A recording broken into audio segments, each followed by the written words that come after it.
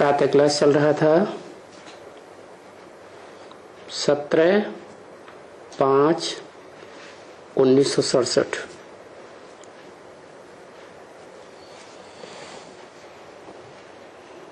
तीसरे पेज के मध्यांत में बात चल रही थी सत्यनारायण की कथा की। बताया सच्ची सच्ची सत्य नर से नारायण बनने की ये कथा है। माने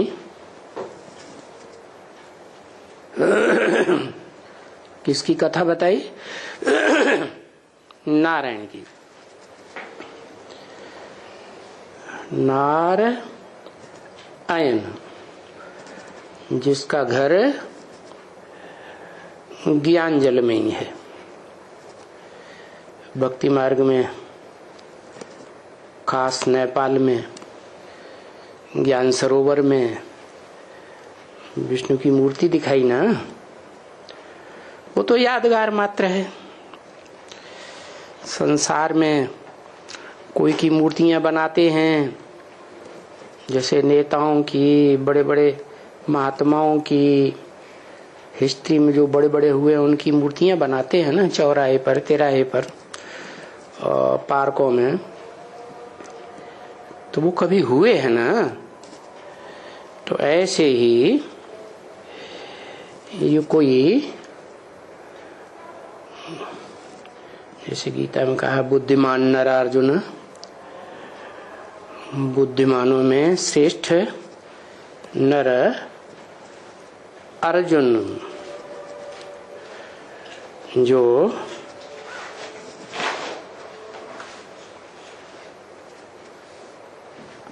नर तो था लेकिन नर माना मनुष्य,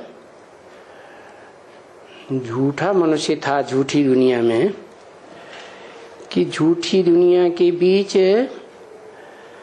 अव्वल नंबर का सच्चा मनुष्य था। है क्योंकि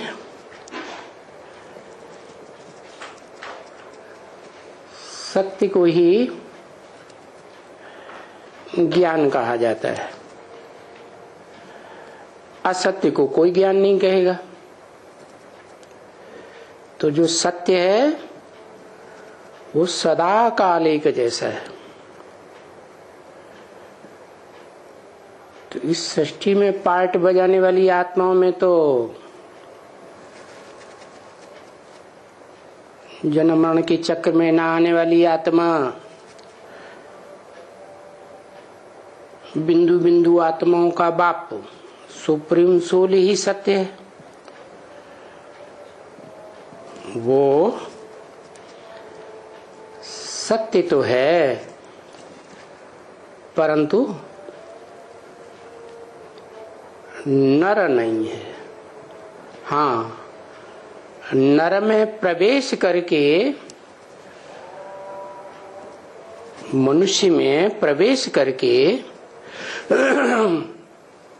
मनुष्यों जैसा पार्ट बजाता है।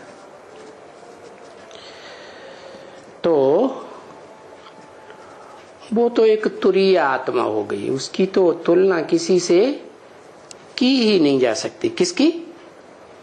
सुप्रीम सोल की, जिसका नाम भारत में शिव दिया है। ऐसे सिर्फ भारत की बात नहीं है, भारत के गांव गांव शहर शहर में तो यादगार मंदिर बने ही हुए हैं शिव के, शिवालय। लेकिन दुनिया में भी जहां जहां खुदाइयां हुई हैं, सबसे जास्ती मूर्तियां लिंग मूर्तियां ही मिली हैं। तो उसके पार्ट की यादगार है लिंग मूर्ति, ऊंचे ते ऊंचा पार्ट, ऊंची ते ऊंचा पार्ट सिर्फ बिंदु रूप में रहकर बजाता है या साकार शरीर में अर्जुन के शरीर रूपी रथ में प्रवेश करके बजाता है। तो जिस रथ में प्रवेश करके बजाता है और वो रथधारी आत्मा मूर्तिमान होती है, चैतन्य मूर्ति, उसे शंकर भी कहा जाता है। तो वो शंकर वाली ही आत्मा जो पहले कलयुग के अंत में नर रूप में, मनुष्य रूप में पुरुषार्थी का पार्ट बजाती है, ज्ञानी बनने का, योगी बनने का पुरुषार्थ तो संपन्न तो नहीं है। तो शिव जिसमें प्रवेश करते हैं तो उसकी याद की संग के रंग से क्या बन जाती है, हैं? वही जो तुलसीदास ने लिखा, जानत तुम ही तुम्हें हुई जाई। क्या वो षष्ठी रूपी रंगमंच पर श्रेष्ठ पार्ट बजाने वाली हीरो पार्टधारी आत्मा जो जगत पिता कही जाती है, आदम मुसलमानों में कही जाती है, वो आत्मा पुरुषार्थ करते करते याद का, किसकी याद का,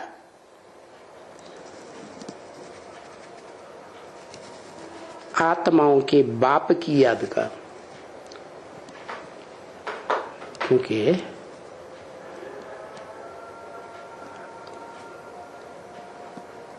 उसे याद करने की दरकार क्या है?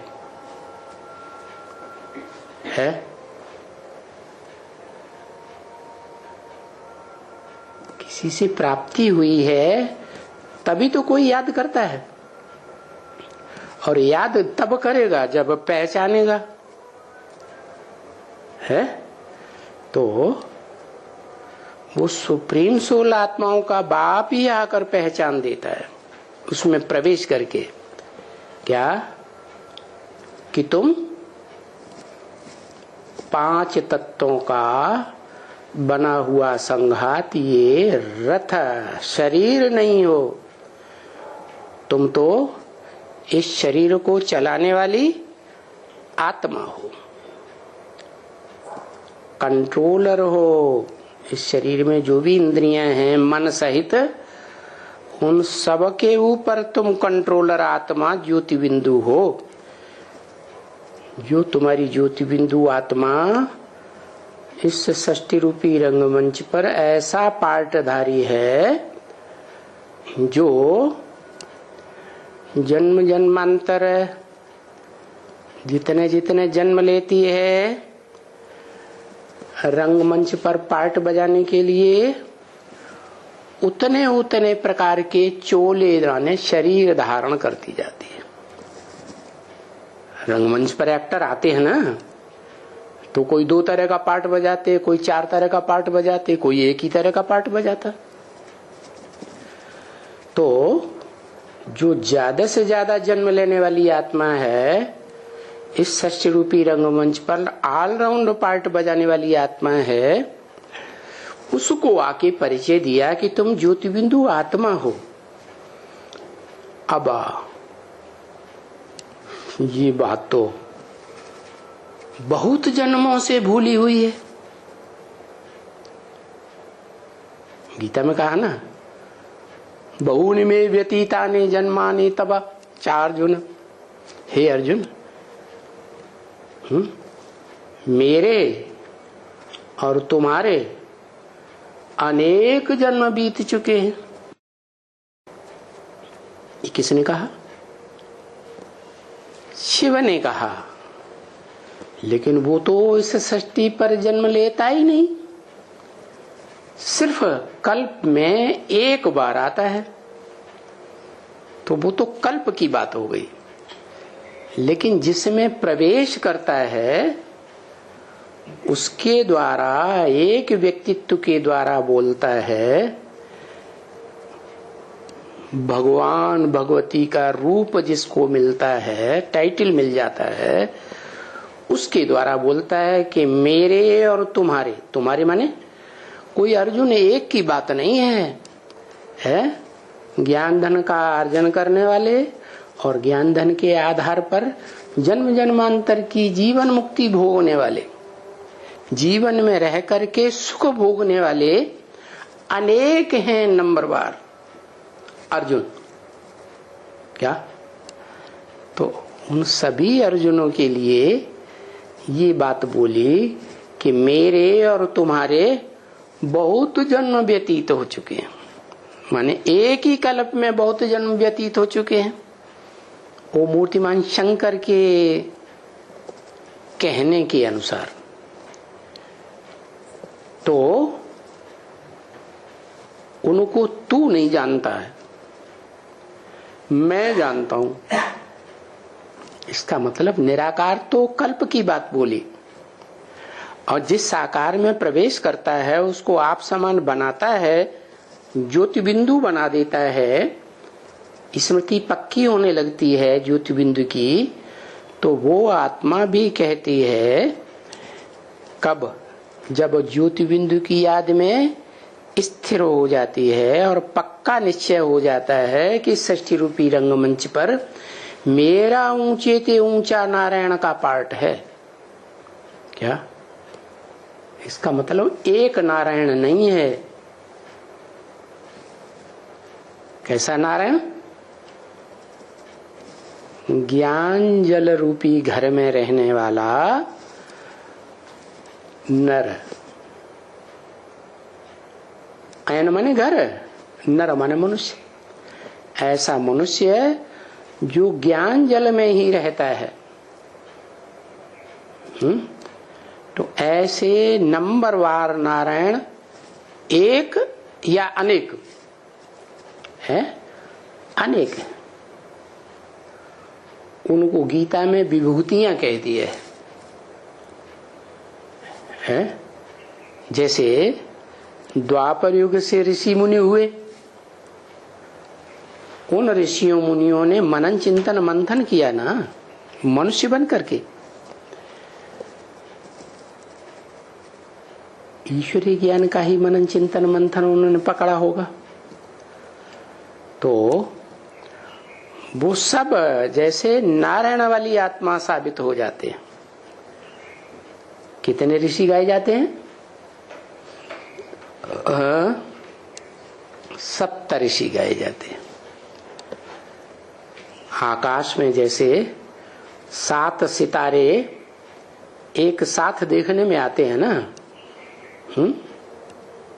एक चारपाई जैसी दिखाई जाती है 4 सितारों वाली, और 3 लटकते हुए एक के साथ, तो 7 हो गए ना। तो जैसे आसमान में वो 7 सितारे हैं, वो तो जड़ सितारे हैं, लेकिन इस षष्ठी रूपी रंगमंच पर भी 7 सितारे ऐसे हैं जो द्वापर युग में नर तो बनते हैं, लेकिन वो नई दुनिया जब स्थापन होती है हेवनली गॉड फादर के द्वारा, तो उस दुनिया में भी वो नारायण का पद लेते हैं। क्या? जिसे कहते हैं ना अंग्रेजों में king Edward the first, second, third, fourth, ऐसे ही वो नारायण भी जो नई दुनिया तैयार हुई उसमें 9 नारायण बने हैं। उनमें से जो पहला है उसकी तो किसी को स्मृति ही नहीं आती, आती भी है तो समझते हैं आदि नारायण वो 16 कला संपूर्ण कृष्ण है। ये किसी की बुद्धि में नहीं आता। कोई कलातीत स्टेज में रहने वाला नारायण भी है। कैसी स्टेज है? कैसा सुख भोगने वाला? इंद्रियों से अतीत का सुख भोगने वाला। ऐसे नारायण को आदि नारायण कहा जा सकता है। जिससे षष्ठी रूपी रंगमंच पर जब नई दुनिया हैविन स्थापन होती है तो उसमें जो पहला पत्ता षष्ठी रूपी वृक्ष का निकलता है, जिसे कैसे रूप में दिखाया गया है? अरे पहले पत्ते को किस रूप में दिखाया गया? शास्त्रों में, चित्रों में भी दिखाया गया। नाम क्या है?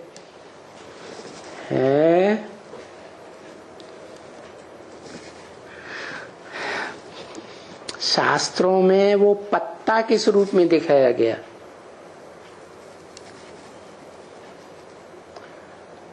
अरे जलमयी षष्ठी हो गई कलयुग के अंत में, तो पहले पत्ता दिखाया गया, पीपल का पत्ता। क्या वो जो पत्ता है वो किसकी यादगार है? इस षष्ठी रूपी रंगमंच पर वो पत्ता किसकी यादगार है?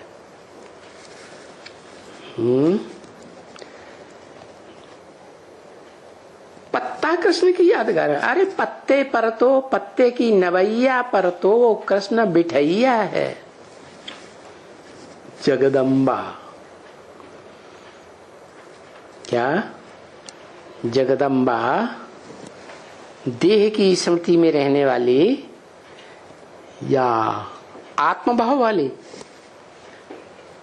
है? जगदम्बा के भी दो रूप हैं, जिन दोनों रूपों के मिलने पर, स्वभाव संस्कार दोनों के एक होने पर महालक्ष्मी के रूप में दीपावली पर पूजन होता है। तो उनमें एक है आत्मभाव वाली प्रकृति और दूसरी है देह भाव वाली प्रकृति। तो श्रेष्ठ कौन सी है? सभी कहेंगे आत्मभाव वाली ही श्रेष्ठ है, क्योंकि आत्मा सदा काल है, नष्ट नहीं होती, अविनाशी है, और देह तो विनाशी हो जाती है। पांच तत्व विलीन हो जाते हैं। तो कृष्ण को जन्म देने वाली जो माता है, वो माता के भी दो रूप हैं, एक आत्मा और दूसरा शरीर। तो जो शरीर रूपिणी है वही है पीपल का पत्ता। क्या नाम? पीपल। पल पल पीने वाली। क्या पीने वाली है? क्या पिया है? पल पल उसने वही पिया है। संगम युग की यादगार है। क्या पिया है? ज्ञान जल पिया है, प्रैक्टिकल में पिया है, या सिर्फ सुनने सुनाने का पिया है? एक होता है ज्ञान सुनने सुनाने का, दूसरा होता है समझने समझाने का, तीसरा होता है प्रैक्टिकल जीवन में धारण करने का। तो किस तरह का ज्ञान पिया है? सुनने सुनाने। सुनना सुनाने वाला अंग कौन सा होता है? कान। और कान किसके बड़े होते हैं? संसार में कोई प्राणी ऐसा है जिसके कान बहुत बड़े होते? हाथी। तो वास्तव में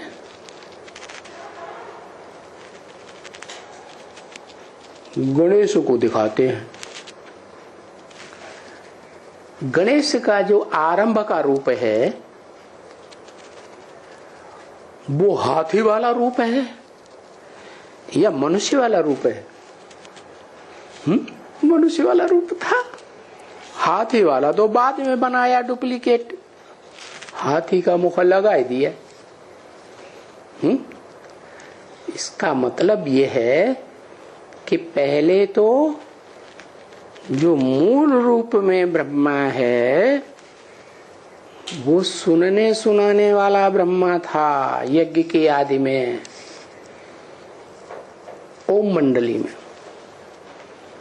दादा लेखराज ब्रह्मा ने जब अपने साक्षात्कारों को भागीदार तक पहुंचाया तो उसमें जो प्रैक्टिकल में बीच में निमित्त बनी,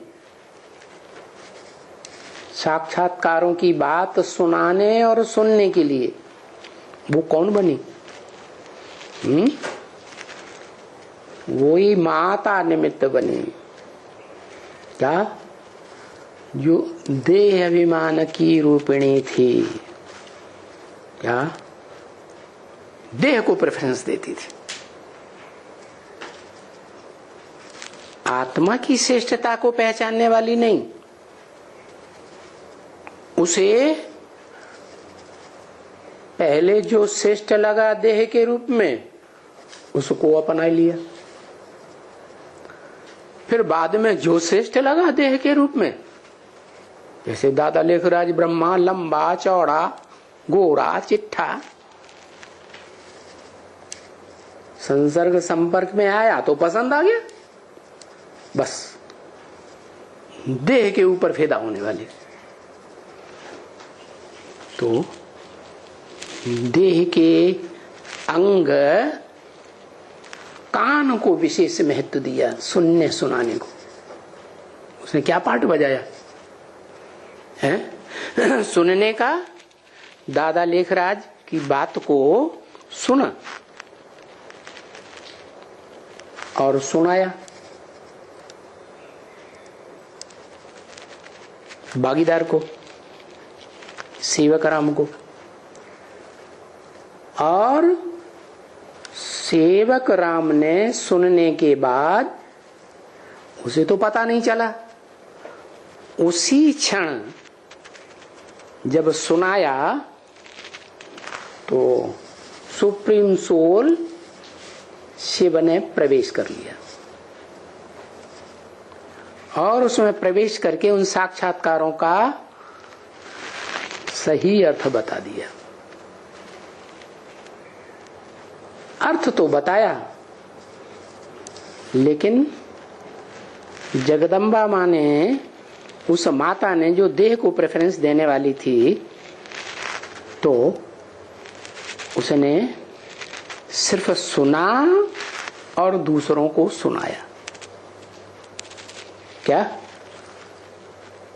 जो आत्मा की चीज है, बुद्धि की चीज, समझा नहीं।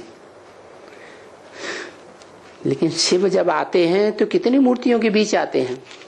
3 मूर्तियों के बीच। तो तीसरी एक माता और थी ना, जो भागीदार की पहली पत्नी थी, उसने सुना भी और समझा भी,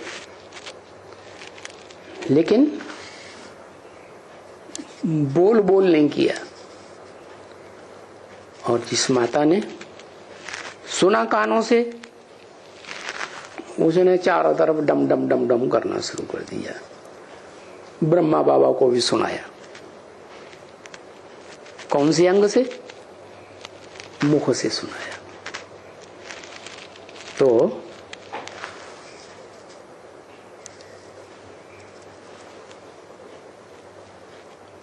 सुनने का पार्ट ज्यादा बजाया या सुनाने का पार्ट ज्यादा बजाया? क्या किया? सुनाने का पार्ट ज्यादा बजाया, इसलिए उसका नाम पड़ गया वाक देवी। क्या? वाणी की देवी,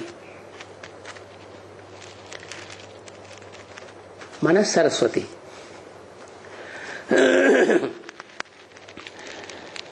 तो उसका पक्का पक्का पहला फॉलोअर कौन बना? कोई बना होगा कि नहीं? ब्रह्मा, पहला फॉलोअर ब्रह्मा बना। कौन सा ब्रह्मा? वही दादा लेखराज ब्रह्मा। उसको सुनाया ना, तो उसने सुना और वो ही पार्ट उसने भी बजाया। जैसा रचयिता पार्ट बजाएगा, रचना भी वैसे ही फॉलो करती है। तो दादा लेखराज वाली जो आत्मा थी, उसने उस माता को सबसे जास्ती फॉलो किया। कहा? ओम मंडली में। वो माता सुनने सुनाने वाली और उसको फॉलो करने वाला बच्चा दादा लेखराज, उसने जीवन में जो पार्ट बजाना शुरू किया 1947 से, क्या खास पार्ट बजाया? सुनना और सुना, समझा नहीं। अब समझने की चीज क्या होती है? वो मुख्य बात क्या है जो समझने समझाने की सबसे महत्वपूर्ण? क्या समझना है? अरे भाई बताओ जल्दी जल्दी। है? हाँ,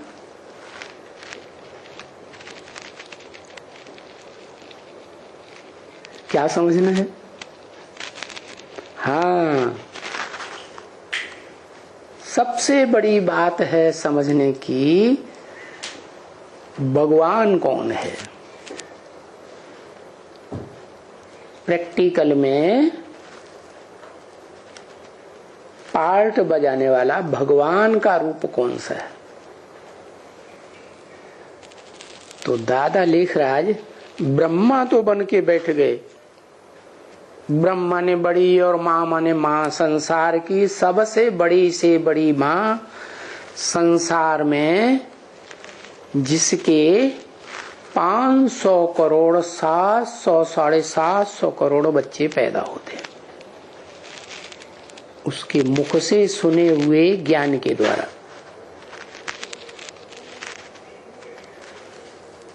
तो 1947 से ही उन्होंने नाम रख दिया संस्था का ब्रह्मा कुमारी ईश्वरीय विश्वविद्यालय।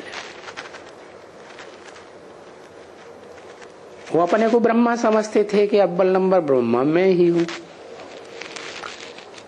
लेकिन उनके मुख से ही जो वाणी चलाई, शिव ने वेद वाणी सुनाई ना ब्रह्मा के द्वारा, उस वाणी में ही बता दिया कि ब्रह्मा कोई एक का नाम नहीं होता है, ब्रह्मा तो अनेकों के नाम होते हैं। तो शास्त्रकारों ने तो शास्त्रों में 5 ब्रह्मा दिखा दिए, पंचानन और चतुरानन प्रसिद्ध है। तो 4 मुख तो ब्रह्मा के चित्रों में, मूर्तियों में आज भी देखने में आ रहे हैं। एक मुख देखने में नहीं आता है। क्या जरूर कोई ऐसा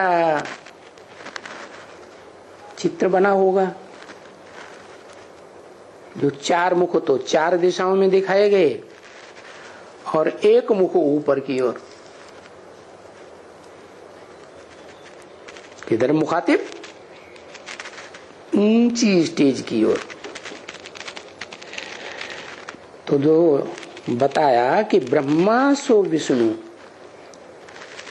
ब्रह्मा संपन्न पुरुषार्थी बनता है तो विष्णु रूप संपन्न बन जाता है।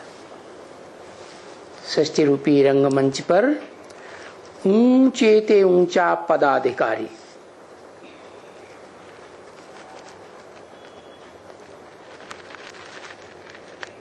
तो उसकी 4 भुजाएं दिखाते हैं सहयोगी के रूप में।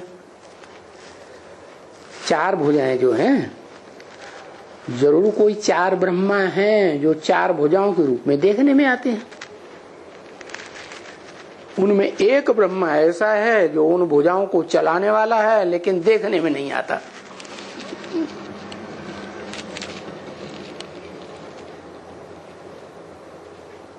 पक्का आत्मिक स्थिति वाला।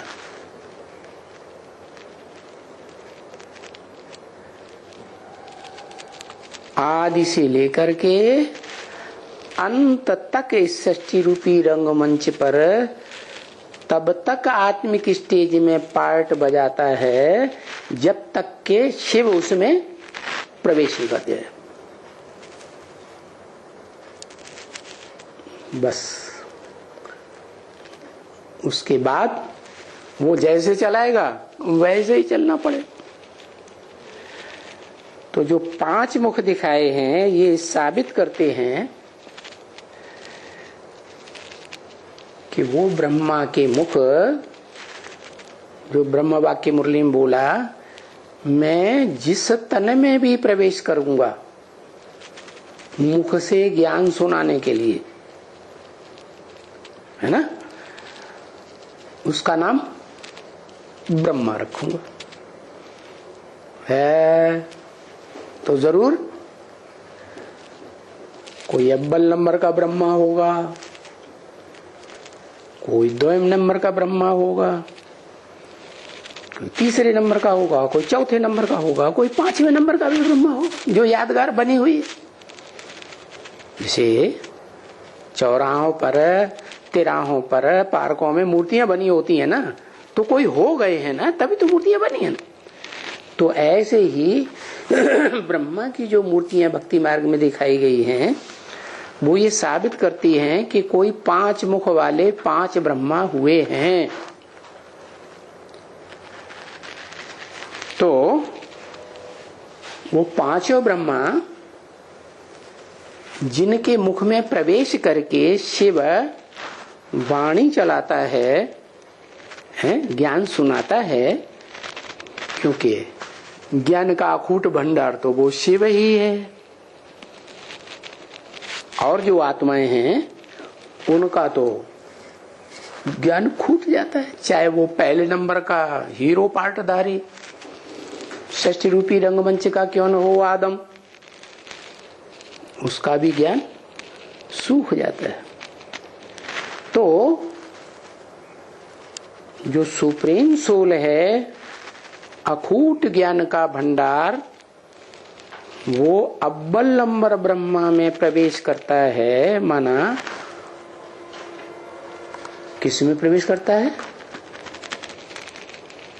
आदम में, अर्जुन में, मूर्तिमान शंकर में प्रवेश करके अव्वल नंबर का ब्रह्मा सो विष्णु बनता है, नारायण पद धारण करने वाला है। तो इसका मतलब है कि 5 ही ब्रह्मा नर रूप में हैं या देवता रूप में है। कहा ही जाता है नर से नारायण, नारी से लक्ष्मी। तो नारी हो या नर हो, ये दोनों मिलकर के जब पार्ट बजाते हैं तो नरक बनता है। ऐसे थोड़ी कहेंगे देवी देवताएं पार्ट बजाते हैं कर्म ज्ञान इंद्रियों से तो कोई नरक बनता है, नहीं। तो जो नर हैं, जो द्वापर युग से अपने अपने प्रकार से नंबरवार ज्ञान सुनाते हैं, तो वो आत्माएं वैसा ही ज्ञान सुनाएंगी जैसा शिव सुप्रीम सोल कल्पांत काल में आकर के ज्ञान सुनाता है। नहीं सुना सकती ना, तो कुछ न कुछ मनमत मिक्स करेंगी या नहीं करेंगी, है? हर एक का मन अलग अलग तरीके का। एक व्यक्ति के मन में जो संकल्प चलेंगे वो 500 करोड़ व्यक्तियों के मन में जो संकल्प चलेंगे उनमें से किसी से मेल नहीं खाएगा। मेल खाएगा है? सबके मन में अलग अलग प्रकार की बातें। तो नर नाम क्यों पड़ा है? नारी नाम क्यों पड़ा? कि ये जो द्वापर युग से नर और नारी बने वो अपने तरीके से नराते रहते हैं। जो मन में आया सो बोलते रहेंगे। हाँ, भक्ति भावना में आकर के जब बोलते हैं, भगत तो भगवान को याद करना चाहते हैं ना, याद करते हैं ना, भले जानते नहीं है तो भी मानते तो है ना कि हाँ भगवान है। तो उस समय भावना के वशीभूत होकर जो बोलते हैं वो तो सत्य होता है। इसलिए कहावत है, कै समझे कवि कै समझे रवि। या तो ज्ञान सूर्य समझता है, ज्ञान सूर्य है शिव, चैतन्य ज्ञान सूर्य। जड़ सूर्य तो यादगार है इस सृष्टि पर, लेकिन चैतन्य ज्ञान सूर्य जो शिव है वो तो रोशनी का अखूट भंडार है। और उससे जो ज्ञान लेने वाले नंबरवार 5 ब्रह्मा हैं, उनमें अव्वल नंबर है वो ब्रह्मा जो ब्रह्मा की मूर्तियां दिखाई जाती हैं, चौमुखी महादेव के रूप में भी दिखाई जाती है। क्या महाभारत में प्रसिद्ध कांपिल्य नगर में आज भी एक मंदिर बना हुआ है, क्या उसका नाम है चौमुखी महादेव। वो 4 मुख तो दिखाई दे रहे हैं स्पष्ट, लेकिन कहीं कहीं ऐसी मूर्तियां भी मिली हैं जो बहुत विरल हैं, जिनमें ऊपर का मुख भी है, ऊपर की ओर देखता हुआ। तो स्पष्ट है कि ब्रह्मा सो जो विष्णु बनते हैं, तो विष्णु की सहयोगी 4 भुजाएं हैं। वो 4 भुजाएं जड़ होती हैं या चैतन्य बुद्धि होती है? जड़ तो वही होती है ना। भुजाएं अपने आप चलती है कि कोई चलाता है? चैतन्य आत्मा उन भुजाओं को चलाती है। तो आत्मा सर में होती है या धड़ में होती है? सर में होती है। तो जो सर में है गुप्त पार्टधारी है, संगम युग में भी लंबे समय तक गुप्त पार्टधारी होकर रहती है, संसार के मनुष्यों की नजरों से नंबरवार ओझल होकर रहते हैं। तो जो 4 सहयोगी भुजाएं हैं वो भी नंबरवार सत्य हैं। और जो अव्वल नंबर है वो तो उसमें तो शिव ही प्रवेश करता है, मुकर्रर रथ है शिव का परमानेंट, जो ये साबित कर देता है कि भगवान एक व्यापी है। क्या? जिसे अल्लाह कहते हैं, जिसे खुदा कहते हैं, वो सर्वव्यापी नहीं है। वो सिर्फ एक ही मनुष्य तन में आता है, जिसे महाभारत और भागवत में अर्जुन बताई दिया और दूसरे शास्त्रों में महादेव मूर्तिमान शंकर दिखाई दिया। क्या? जो मंदिर है ना यादगार शिव के, पुराने मंदिरों में देखने में आता है कि शिवलिंग निराकार की यादगार बीच में होता है? और आसपास दीवालों में चारों ओर देवताओं की मूर्तियां होती हैं। उसे क्या साबित हुआ कि मुखिया बीच में एक है परिवार का, है, और आसपास चारों तरफ बच्चे बैठे हुए हैं, छोटे बड़े। उनमें जो बड़े से बड़ा बच्चा है उसको शंकर के रूप में दिखाते हैं, नाम भी देते हैं महादेव। देवताओं के बीच में कैसा देव? महादेव। तो वो महादेव भी नर होता है। इस सृष्टि पर नर के रूप में विशेष पार्टधारी है या नहीं है? है। लेकिन कैसा नर है? जितने भी नर हैं मनुष्य रूप में हैं, जितनी भी नारियां हैं इस सृष्टि रूपी रंगमंच पर द्वापर से पार्ट बजाने वाली, या सत्युग त्रेता में स्वर्ग में देवता के रूप में पार्ट बजाने वाली, उनमें सबसे जास्ती सच्चा पार्ट बजाने वाला सत्य नर वो। बाकी जो ब्रह्मा हैं, ब्रह्मा से विष्णु बनते हैं, वो नंबर 1। इसलिए 5 प्रकार से गाए हुए हैं। क्या? First class, second class, third class और फोर्थ क्लास। फिर है 5th क्लास का तो नाम निशान गायब। उसका मुख दिखाते हैं? दिखाते हैं। तो बताया जो कथा है वो कौन से नारायण की है?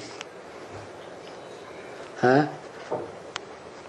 नंबर 2 के नारायण की कथा है। नंबर 2 का माल अच्छा माना जाता है कि खराब माना जाता है?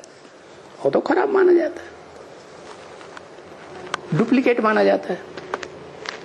असली तो अव्वल नंबर होता है ना। तो वो अव्वल नंबर नर सो नारायण बनता है। माना नारायण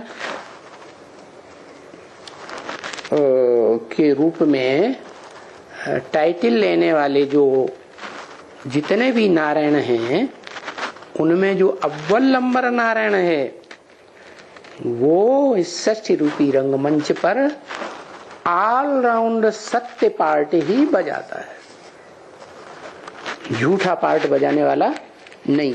तो किसकी कथा सुनानी है? अव्वल नंबर नारायण की। वो अव्वल नंबर नारायण की कथा तो सुनानी पड़ेगी ना। और कथा सुना करके जो निश्चय बैठाएंगे अव्वल नंबर नारायण पर, वो ही क्या बनेंगे? नंबर बाद क्या बनेंगे? नारायण बनेंगे। तो द्वैम टाइम चौथे 5वें बाद वाले नारायणों की जो प्रजा बनेंगे वो भी उसी तरह की प्रजा कैटेगरी गाई जाएगी। क्या पीढ़ियां होती है ना? फर्स्ट पीढ़ी, पहली वंशावली, दूसरी वंशावली, तीसरी वंशावली।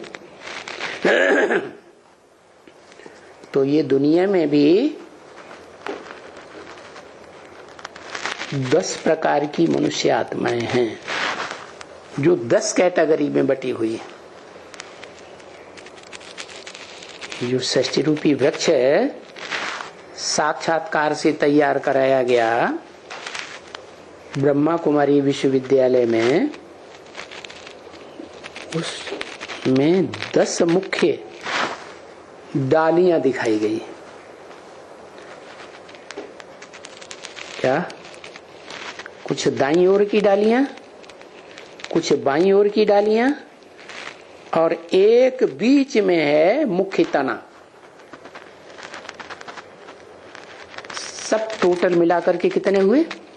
10 धर्म हो गए। उन्हीं के जो मुखिया हैं उनको शास्त्रों में दशावतार के रूप में दिखा दिया है।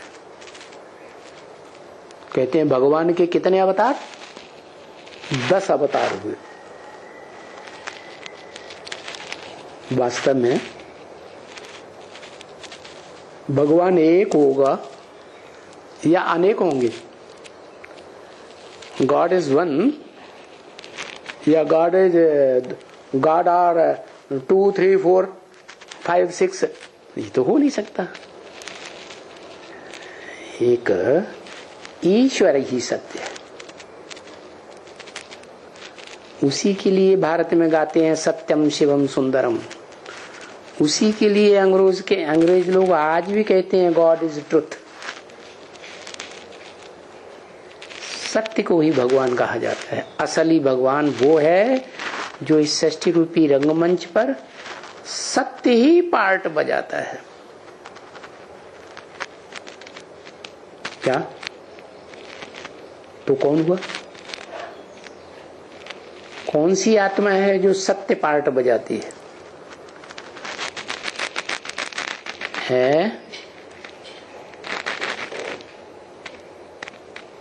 वो तो 84 जन्मों में सत्य पार्ट बजाने वाली नारायण वाली आत्मा है। दो प्रकार की नारायण, पहली पीढ़ी आदि नारायण और उनके बच्चे, वो पूरे 84 जन्म लेते हैं। लेकिन आत्मिक रूप में पूछा, आत्माओं के बीच में कौन है? क्योंकि आदम या जो भी नारायण हैं वो अंतिम जन्म में तामसी बनते हैं या नहीं बनते हैं? झूठ खंड में झूठ बनते हैं या नहीं बनते हैं? बनते हैं। तो शिव कहा जाता है उसे। वो शिव अकेला है, इसलिए सृष्टि अकेला नहीं बना सकता। सृष्टि बनाने के लिए, सृष्टि चलाने के लिए कितने चाहिए? कम से कम है 2 तो चाहिए। तो वो शिव सुप्रीम सोल इस सृष्टि पर रंगमंच पर आकर के आत्म तत्व के अलावा जो विपरीत तत्व है, क्या आत्मा अलग चीज, आत्मा के एकदम उल्टा कुछ है या नहीं है? एक है आत्मिक स्थिति और उससे उल्टी देह की स्थिति, 5 तत्वों के संघात की स्थिति। आत्म भाव को कहते हैं अध्यात्म। क्या? आत्मा के अंदर की डिटेल जानना, वो है अधि माने अंदर, आत्म माने आत्मा। तो ज्योति बिंदु आत्मा रूपी रिकॉर्ड में जन्म जन्मांतर का क्या और कितना कैसे कैसे पार्ट भरा हुआ है, वो जानना ही अध्यात्म है। और आत्मा के जो विपरीत तत्व है वो भी तत्व है, लेकिन विपरीत गुण वाला।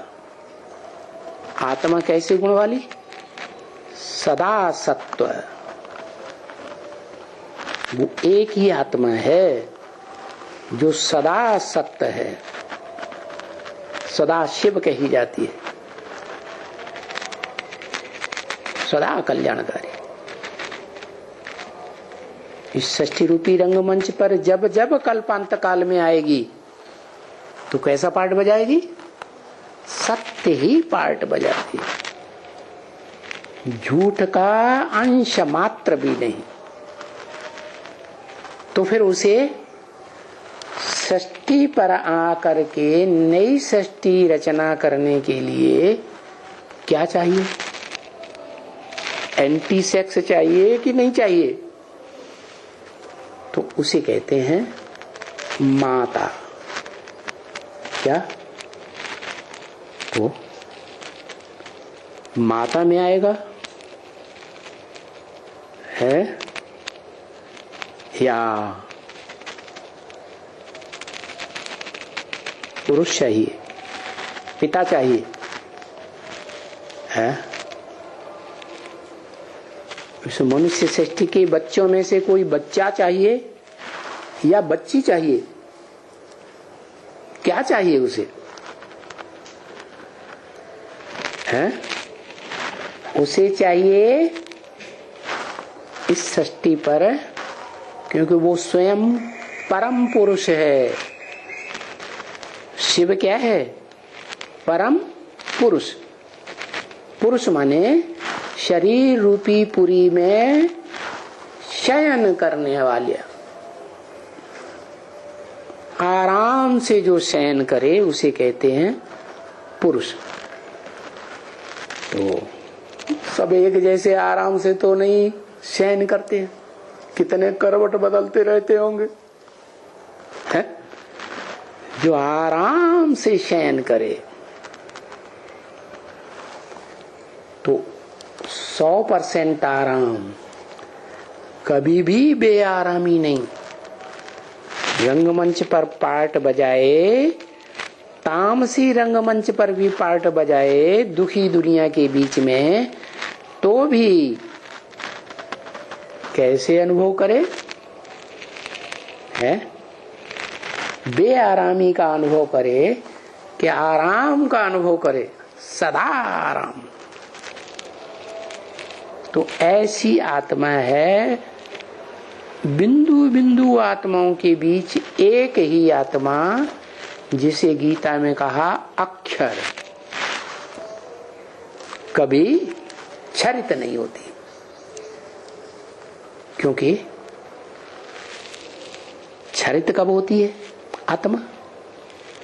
जब प्रकृति के संसर्ग संपर्क में आती है, तो जो पुरुष रूप आत्मा है क्या क्षरित होती है, संग का रंग लगता है।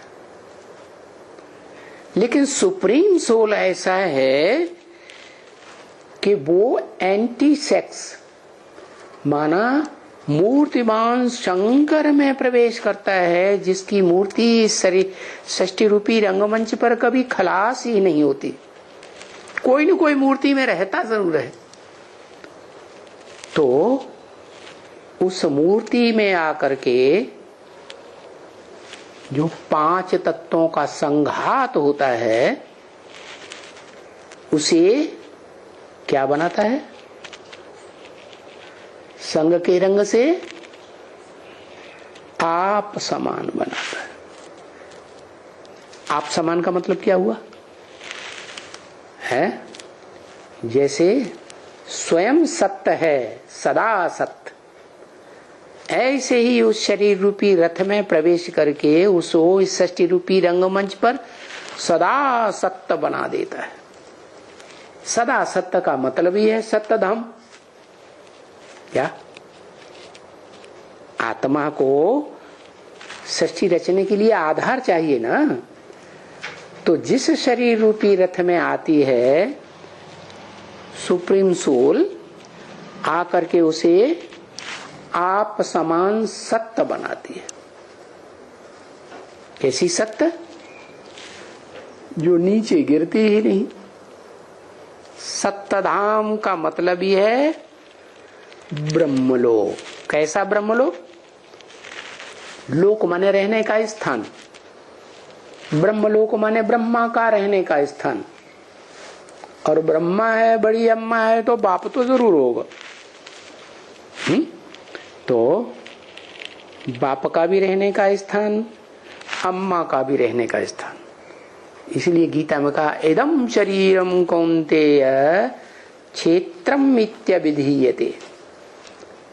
हे अर्जुन, ये तेरा जो शरीर है वो क्षेत्र है।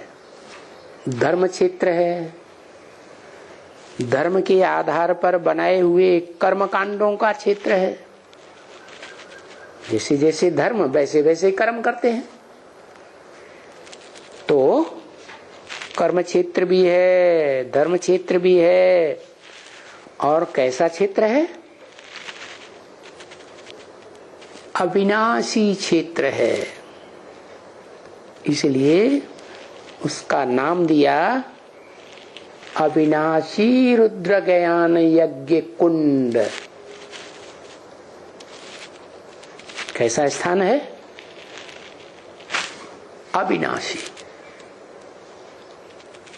विनाश नहीं हो सकता, सृष्टि का विनाश होगा, फिर भी उस यज्ञ का विनाश नहीं होगा। जैसे आत्मा अविनाशी, ऐसे वो यज्ञ कुंड भी सृष्टि रूपी रंगमंच पर कैसा बन जाता?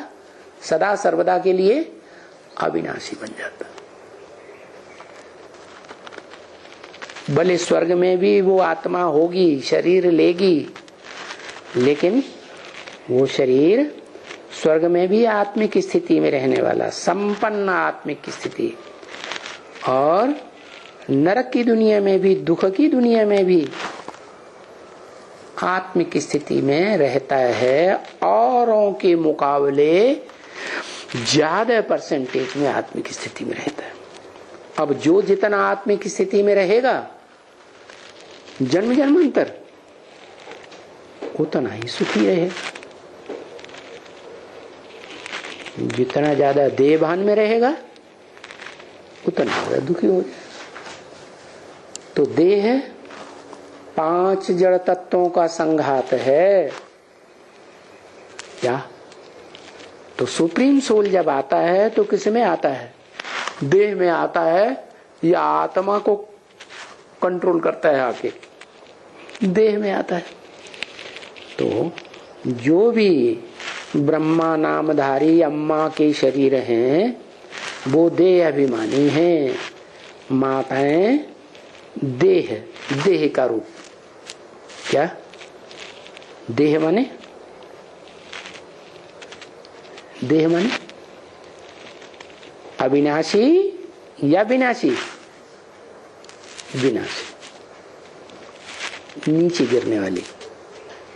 इसलिए आज दुनिया में देखो तो माताएं कन्याएं नीची स्टेज में गिरी हुई हैं। कोई भी धर्म में देख लो, या नीची स्टेज में, नीची स्टेज में उस स्वभाव है ऐसा।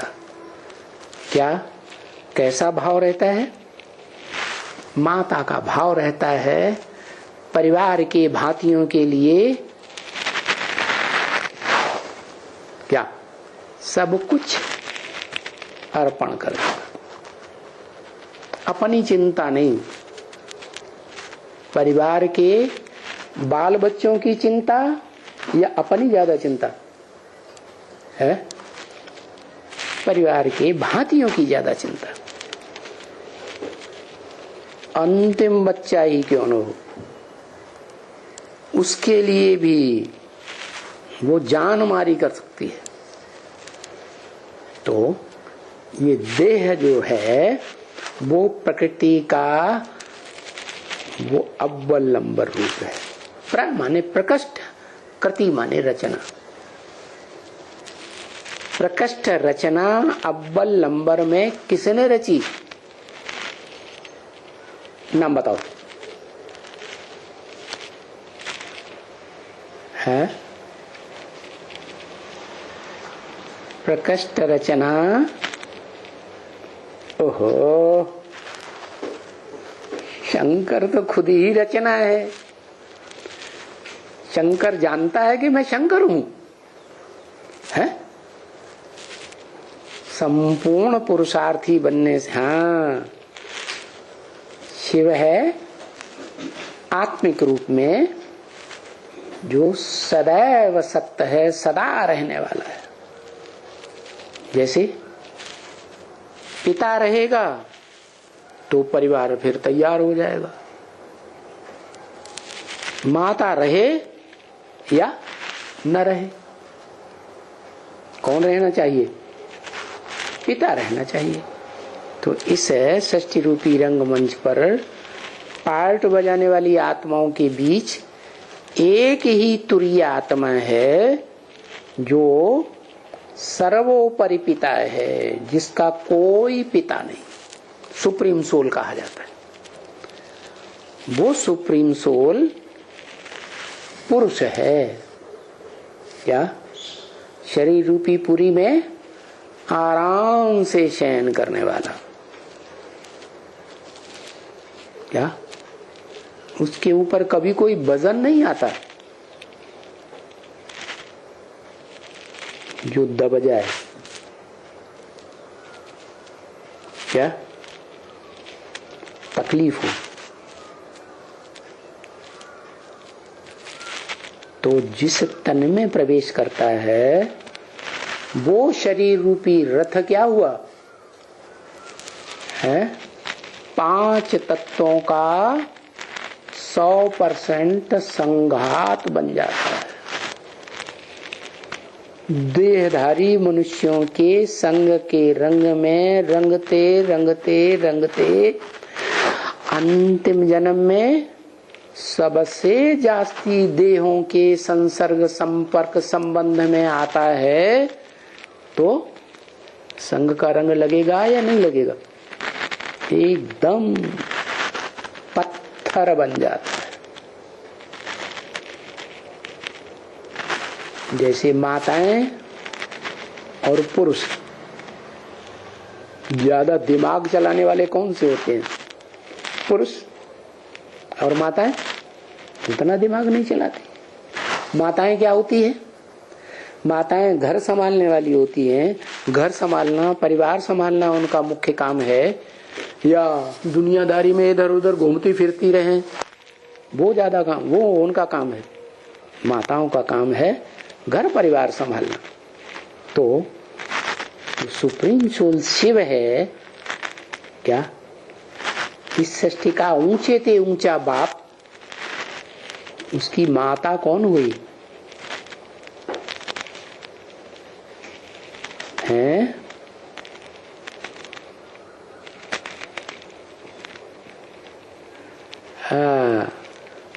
परम ब्रह्म से कहा जाता है। लेकिन जिस तन में प्रवेश करता है वो तो पुरुष तन होता है। क्या? आदम तो पुरुष तन होता है ना। एडम, आदम, मूर्तिमान शंकर, अर्जुन, जितने भी नाम दिखाए गए हैं, इसे इतने नाम क्यों दिखाए गए? इतने रूप दिखाने की क्या जरूरत है? अरे ऋग्वेद में ही बता दिया, एको सद विप्रा बहुधा वदन्ते। सद माने सच्चा, विप्र माने ब्राह्मण। एक ही सच्चा ब्राह्मण है जो शास्त्रों में अनेक रूपों में दिखाया गया है। क्या? कौन सा सच्चा ब्राह्मण? जिसे कहते हैं चोटी का ब्राह्मण। क्या? जैसे पहाड़ों की चोटी होती है ना, ऐसे सबसे ऊंची स्टेज वाला ब्राह्मण।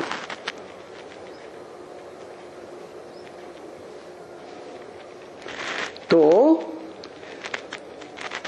सबसे ऊंची चोटी दुनिया में है एवरेस्ट चोटी। जब दुनिया में जलमयी होती है, महाविनाश होता है, कल्पांत काल आता है, तो वो चोटी ही बचती है और बाकी सब डूब मरते हैं। मरना शरीर से होता है, आत्मा तो मरती ही नहीं। लेकिन वो एक व्यक्तित्व ऐसा है जो एवरेस्ट चोटी पर शरीर के साथ रहता है। सच्चा ब्राह्मण, जिसके लिए मुरली ब्रह्म वाक्य है, जब मैं आता हूं सच रूपी रंगमंच पर तो सब डूब जाते हैं, क्या? पाप पंक में, पाप रूपी कीचड़ में, अज्ञान अंधकार में सब डूब जाते हैं। एक है ब्राह्मण जिसकी चोटी पकड़कर मैं खींचता हूं, एक बचा रहता है, उसको पकड़ करके खींचता हूं। तो विराट पुरुष संसार में प्रत्यक्ष हो जाता है। उस विराट पुरुष में सब कुछ है, सारे प्राणी मात्र दिखाए जाते हैं। तो वो ही सच्चा ब्राह्मण हुआ। बाकी नंबरवार ब्रह्मा, तो जिस पुरुष तन में प्रवेश करता हूं उसका नाम पहले क्या देता हूं? परम ब्रह्म। इसलिए शास्त्रों में ऊंचे से ऊंची मूर्तियां देवताओं के बीच में भी ऊंची त्रिमूर्ति कही जाती है, परंतु उन तीन मूर्तियों से भी ऊंचा वो एक दिखाया गया जिसका नाम दिया है, कहते हैं हम इनमें किसी को सर नवाने वाले नहीं हैं, झुकने वाले नहीं हैं, हम एक को मानेंगे। कौन? कहते हैं गुरुर् ब्रह्मा गुरुर्विष्णु गुरुर्देवो महेश्वर, गुरु साक्षात परम ब्रह्म। क्या? जो अव्वल नंबर का ब्रह्म है उसी को मैं सर नवाता हूं। क्यों? कि उसी में वो सुप्रीम सोल शिव काम करता है, मुकर्रर रथ के रूप में प्रवेश करके। तो बताया सच्ची सच्ची सत्यनारायण की कथा सुनानी है, परम ब्रह्म की। परम ब्रह्म कहो, आदि नारायण कहो, ऐसे नहीं कि दूसरे तीसरे चौथे सतयुग में बनने वाले जो नारायण हैं, उनकी कथा सुनानी है। उनकी कथा सुनाने से ऊंचे त्या ऊंचा बाप बुद्धि में पहचान में नहीं आएगा। तो क्या करना है? ऊंचे ते ऊंचे बाप को प्रत्यक्ष करना है पहचान करके संसार में। तो क्या करना है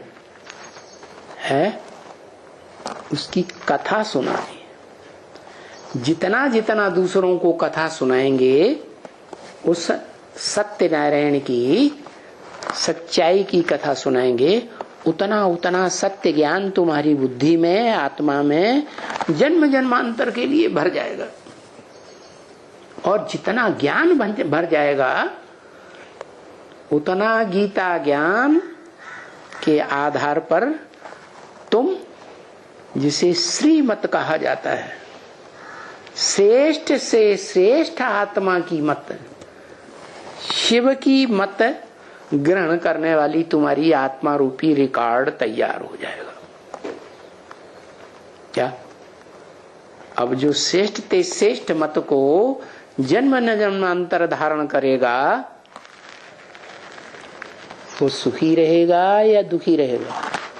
है? सुखी रहेगा ना। आत्मा क्या चाहती है?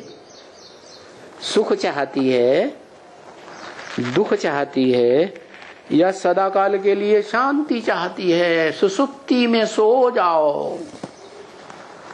क्या? तीन अवस्थाएं होती ना, जागृत अवस्था, स्वप्न अवस्था और एक सुसुप्त अवस्था। आत्मा क्या चाहती है? सदा काल के लिए सो जाए? नहीं, आत्मा चाहती है कि हम सदा काल के लिए शांत न हो जाएं। हैं? जैसे जोर से बुखार चढ़ता है तो सारा शरीर की नस नस टूटती है, हैं? तो अशांति हो जाती है ना।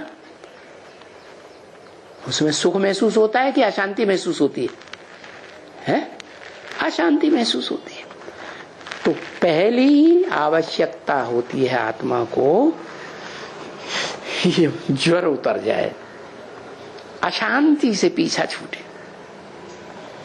तो अशांत आत्मा कलयुग के अंत में बहुत दुखी होती है, तो बहुत अशांत हो जाती है। चतुर्थ विश्व युद्ध में 500-700 करोड़ आत्माएं, चाहे सूक्ष्म शरीरधारी हो, चाहे स्थूल शरीरधारी हो, साकार शरीरधारी, सब मनुष्य आत्माएं सृष्टि रूपी रंगमंच पर, और फिर प्राणी मात्र भी जो मनुष्यों को फॉलो करने वाले, सब दुखी अशांत हो जाते हैं। तो वो सुख की परवाह नहीं करते, क्या चाहते हैं? शांति मिल जाए। तो वो शांति धाम की यात्रा कराने वाला जो सदा सत्य है शिव, वो इस सृष्टि पर आता है और जिसमें प्रवेश करता है, उससे अपना काम निकालने के लिए सृष्टि रूपी रंगमंच पर नई सृष्टि रचने के लिए माता का नाम देता है ब्रह्मा। ब्रह्म माने बड़ी, माँ माने माँ। कौन से नंबर की माँ? अव्वल नंबर की माँ, परम ब्रह्म। तो नाम ही है सत्यनारायण की कथा, वो ही 100% सत्य है। क्या? जिसकी पूजा आज गांव-गांव में, शहर-शहर में, भारत में होती है, और सारे विश्व में जितनी भी खुदाइयां हैं उनमें सबसे जास्ती बोलेंगे मूर्तियां मिली हैं। तो ये जो बच्चे से पूछते हैं, क्या समझाने वाले बच्चे से जिज्ञासु पूछते हैं, क्या श्री नारायण बनेंगे या श्री राम बनेंगे? हम क्या बनेंगे? हैं? तो कहते हैं हम भी वो ही बनेंगे। क्या? जो ऊंचे ते ऊंचा पार्ट है वो ही बनेंगे। तो क्या बनेंगे? नारायण बनेंगे या त्रेता युग के राम बनेंगे?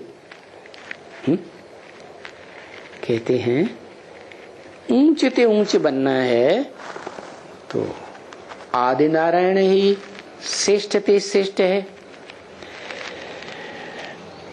राम बनने की बात नहीं, बल जो भी नारायण बनते हैं सतयुग में, वो त्रेता में आकर के राम भी बनते हैं। क्या? नीचे तो सबको गिरना होता है। तो पहले क्या बनेंगे? राम राज्य में आने वाले बनेंगे या नारायण राज्य में आने वाले बनेंगे? हैं? हम भी वही नारायण बनेंगे, फिर हम रामचंद्र भी बनेंगे। क्या?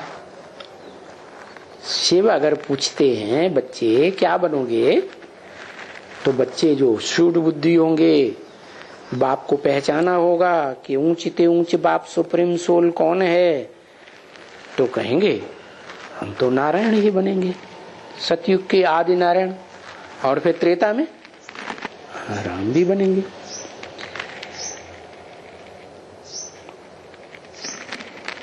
ओम